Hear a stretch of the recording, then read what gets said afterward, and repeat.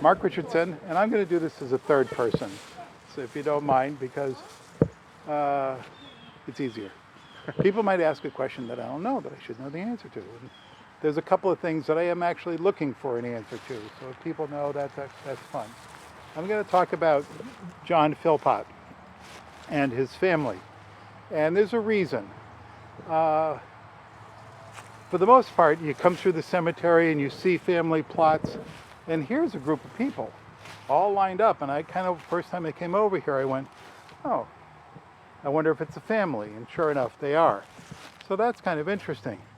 But then the next thing I thought of when this came about was most people would walk by here, they'd see this, they might think it's a family, but they would walk on by. Who is this? They don't know, it's just the name. And that's one of the terrible things about tombstones. They give us relatively little information, but they give you enough information to get started. So, and that can have its problems too. So I wanted to talk about somebody who nobody would know, so that they can become known, so that they can become real people, that their name means something. So that's why I selected them.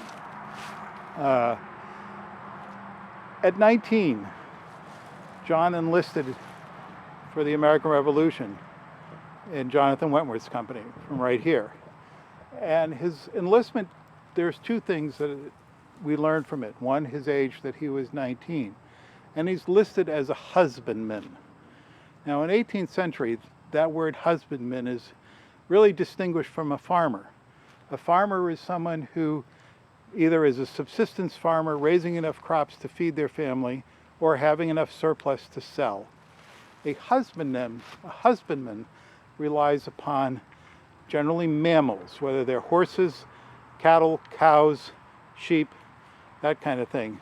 Poultry is usually left to the wife to handle. But a husbandman makes their living off what they grow in the farm is for the animals. They make their living off the animals. So that's, at 19, that's rare to see someone listed that way. When you look back and you see that his father died in 1766, he took over the farm. And that's what he inherited, and that's why he took that title. That's why it's referencing him. They lived, by what I read, it says that they lived below the falls at the end of the title on Sligo Road, which to me is right at that intersection of Sligo and Route 4 today. And where the bridge crosses, that's where the falls are, and then the tidal part of the river is below that. So somewhere in that area.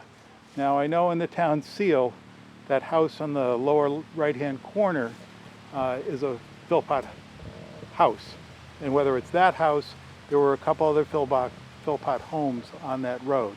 So I'm not sure which one it was, as far as where he grew up. But he gets back, he's in Johnathan Wentworth's company, and they go off to the siege of Boston, where they're encamped at Winter Hill, which is present-day Medford, Massachusetts, where most of the New Hampshire troops were encamped. They see no fighting, but they certainly do their duty.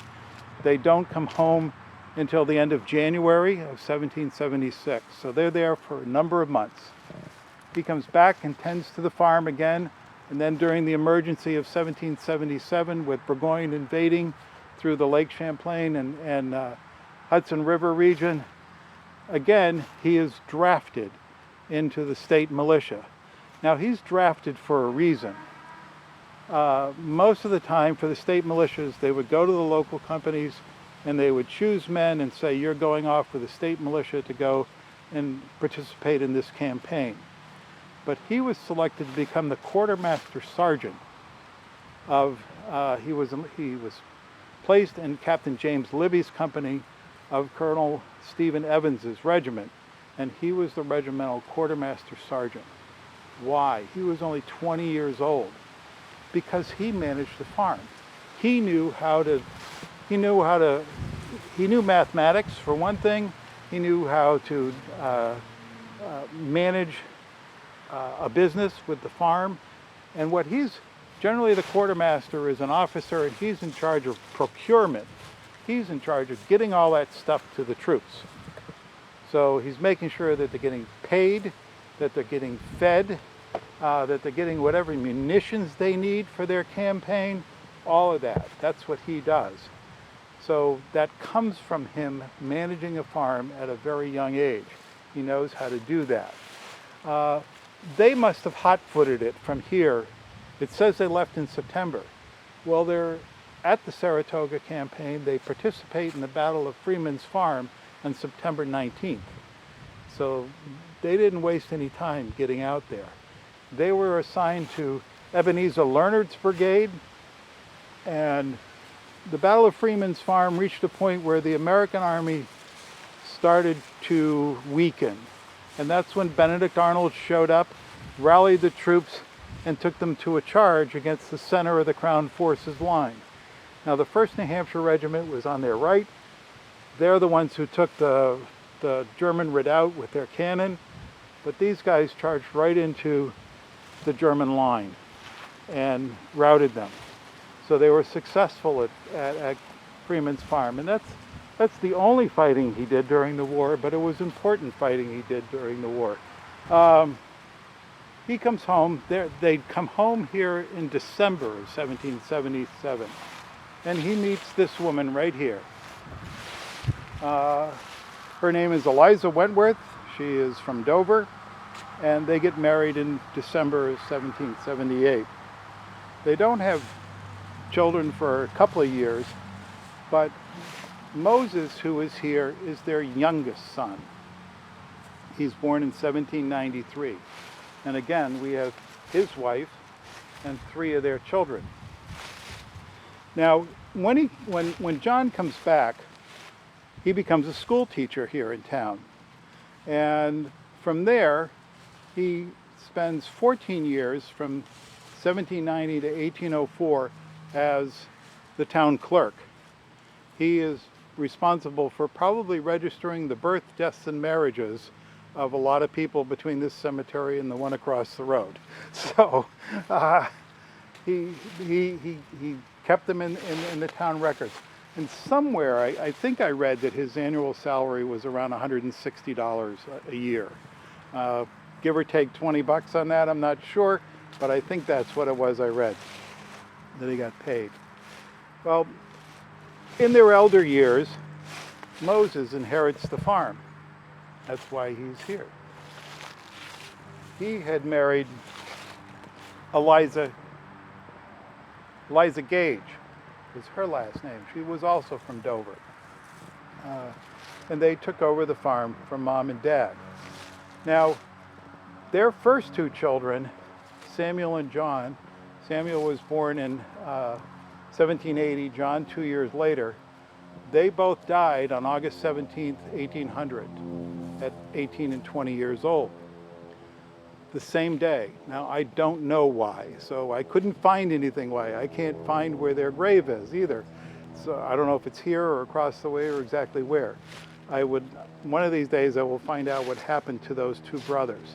Their 3rd son, Hiram, he died in infancy. He was only 11 months old. Their daughter, she married a Rollins, and she's in here somewhere in one of the Rollins family plots. But as they get older, Moses takes over the farm.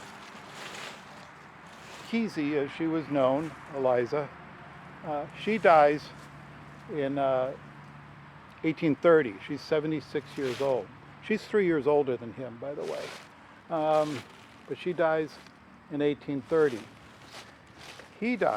Moses dies in 1835. On the pension records for John, Eliza, who is the daughter-in-law, she is listed as the head of household and the one who was receiving his pension of $44.31 a month, or a year rather, $44.31 a year for his service pension. John dies in 1841, she dies in 1843. So this is the family. I don't know what the space is here. Kesey becomes Kesey Wheeler. I don't know who her husband was, but I'm guessing that was probably there for her husband. And where he is, I don't know. And that's one of the things I'd love to know. I brought over all my stuff here in case somebody had, kids like to know about all that stuff too with the soldiers and whatever. So I just kind of leaned it up there. But an interesting guy that most people are just going to walk right past. He did his service to his country. He did service to his community. Maintained a farm for a number of generations through the family. Inherited from his father, and then he and then his son anyway take over the farm. Just an average group of people that if you walk by you don't know anything about them. So that's why I chose to do them, that give them a life to their name.